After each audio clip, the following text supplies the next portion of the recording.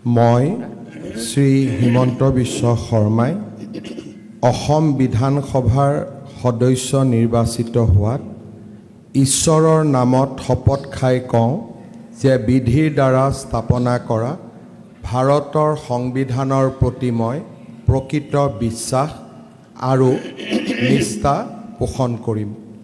মই ভাৰতৰ প্ৰভুত্ব আৰু অখণ্ডতা অক্ষুণ্ণ ৰাখিম আৰু মই গ্ৰহণ কৰিব ধৰা কৰ্তব্য শ্ৰদ্ধাপূৰ্বক নিৰ্বাহন কৰিম।